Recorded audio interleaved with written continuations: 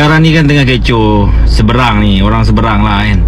Jiran kita dia tengah kecoh pasal 3 daerah daripada Indonesia dah masuk dalam Malaysia tau. 3 desa di wilayah Nunukan telah bertukar menjadi kawasan Malaysia, iaitu Lipagas.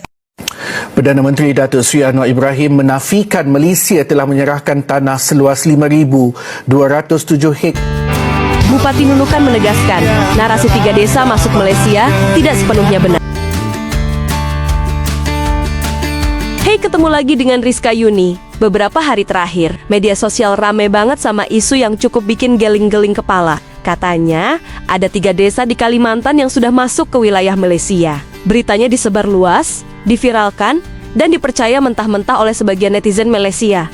Yang bikin aneh, isu ini justru ramai disebarkan oleh akun-akun yang sering merasa negaranya punya IQ tinggi dan lebih pintar dari negara lain. Tapi ironisnya, saat ada berita sensitif soal wilayah dan kedaulatan, cek fakta malah ditinggalin. Padahal, kalau mau sedikit aja buka peta, baca sumber resmi, atau cek media kredibel, isu ini nggak masuk akal. Perbatasan negara itu ditentukan lewat perjanjian internasional, bukan tiba-tiba berubah cuma karena postingan viral di Facebook atau Twitter. Masalah utamanya bukan soal negara mana yang lebih pintar. Masalahnya adalah literasi digital. Ketika berita hoax langsung dipercaya tanpa dipertanyakan, itu bukan tanda cerdas, itu tanda malas memahami informasi. Lucunya lagi, netizen yang kritis ke negara lain justru paling gampang termakan hoax. Nggak cek sumber, nggak cari klarifikasi, tapi paling cepat menyebarkan. Begitu dikoreksi, malah defense. Sekarang ni kan tengah kecoh seberang ni, orang seberang lah kan. Jiran kita dia tengah kecoh pasal 3 daerah daripada Indonesia dah masuk dalam Malaysia tau. Sebab ada geseran kononnya, ada pergerakan kononnya lah. Tapi tak ditentukan lagi sama ada dia betul-betul milik Malaysia ataupun tak kan. Tapi benda-benda macam ni, sama ada pergerakan tanah yang luas ke macam mana ke, kita tak heran sebab semua tu kuasa Allah tau. Cuma sekarang ada satu benda yang aku heran. Setahu aku, dorang ni tak suka dengan orang Malaysia. Tapi kenapa ramai yang jealous? Cakap untung lah masuk Malaysia kan, daripada rupiah terus pakai ringgit Malaysia. Oi, untung, korang untung lah, apa gaji cikgu terus naik lah apa semua. Aku nak tanya lah, bukan korang ni tak suka ke dengan orang Malaysia? Kononnya Malaysia ni miskin, negara kecil lah. Betul tak? Jadi aku rasa korang sepatutnya, dorang sebelah ni kena risau sebenarnya. Kalau sesetengah orang dorang masuk kat sini, dekat dalam Malaysia, aku rasa dorang kena risau, bukannya cemburu sebab sesetengah daerah dorang tu masuk dalam Malaysia. Dorang kena risau sebab apa? Risau orang dorang tak dapat makan kat sini. Yelah kan, kita kan negara miskin. 3 desa di wilayah Nunukan telah bertukar menjadi kawasan Malaysia, iaitu Lipagas, Kabung Alu dan Tataga. Selamat datang ke Malaysia. 3 desa ini asalnya di wilayah Nunukan.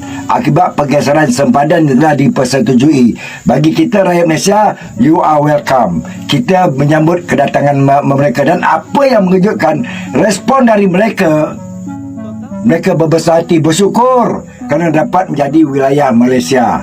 Ini mereka cakap, cuba kita tengok pada komen-komen. Sebab apa mereka bersyukur? Sebab seawalnya daripada Nunukan ni ramai yang mencari makan di Sabah kan, sebab ke tempat mereka jauh. Jadi yang paling hampirnya di Sabah. Jadi mereka bersyukur. Alhamdulillah, welcome to Malaysia. Faktanya, hingga saat ini isu perbatasan tersebut belum selesai dan masih berada dalam tahap perundingan antara kedua negara. Tidak ada pernyataan resmi yang menyebut 3 desa itu sudah sah masuk wilayah Malaysia. Baik dari pemerintah Indonesia maupun Malaysia, belum ada keputusan final yang diumumkan ke publik. Tapi sayangnya, fakta sering kalah cepat dibanding hoaks yang lebih sensasional. Perdana Menteri Datuk Seri Anwar Ibrahim menafikan Malaysia telah menyerahkan tanah seluas 5,207 hektar kepada Republik Indonesia sebagai pampasan bagi 3 kampung di kawasan Nunukan, berhampiran sempadan Sabah, Kalimantan. Dalam jawapan ringkasnya, Anwar berkata, Malaysia masih menjalankan rundingan dengan Indonesia berhubung isu pengukuran sempadan darat berkenaan. Sudah daripada jelas tak betul. Kena tengok.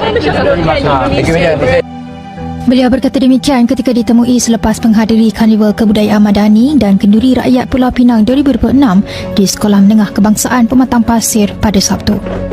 Sebelum ini, Menteri Sumber Asli dan Kelestarian Alam Datuk Seri Otter Joseph Kurup dilaporkan berkata, dakwaan berhubung perkara tersebut adalah tidak tepat selain penyelesaian isu persempadanan darat antara Malaysia dan Indonesia dibuat tanpa berlandaskan prinsip timbal balik, pampasan atau untung rugi.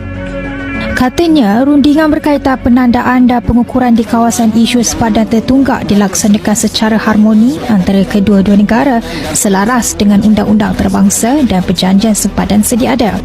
Desa Tetagas, Kavianus, membantah pernyataan Sekretaris BNPP Mahruzi Rahman terkait klaim 3 desa di Kabupaten Nunukan, Kalimantan Utara yang disebut masuk ke wilayah Malaysia. Ia menilai narasi tersebut tidak sepenuhnya benar.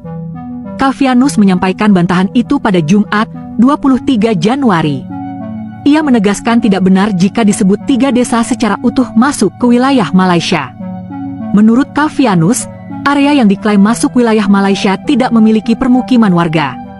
Wilayah tersebut hanya berupa lahan perkebunan dan pertanian milik masyarakat yang telah digarap secara turun-temurun. Indonesia ngasih 3 desa di Kalimantan Utara buat Malaysia. Gini, gue jelasin, dengerin ya. Jadi, lokasinya di Kalimantan Utara, dekat perbatasan Indonesia-Malaysia, di Pulau Sebati. Terus, sempat viral, katanya desa Kabungolor, Lepaga, sama Tetagas dicabut dari Indonesia alias dicaplok Malaysia. Padahal, faktanya nggak gitu. Sebenarnya nggak ada tuh cerita desa pindah negara. Ini cuma urusan garis batas doang yang dibenerin, bukan soal tukar-tukaran wilayah atau kompensasi politik. Jadi ini, dari dulu tuh ada beberapa titik perbatasan yang belum jelas. Peta Indonesia sama Malaysia beda-beda. Nah, itu namanya OBP alias batas yang masih abu-abu. Yang berubah cuma sebagian kecil lahan doang, bukan satu desa full geser ke negara. Warganya juga nggak tiba-tiba bangun tidur jadi warga Malaysia. Emang suka ngaco yang muter-muterin berita ya. Ada win-win solutionnya di era Jokowi yang akhirnya Indonesia dapat 127,3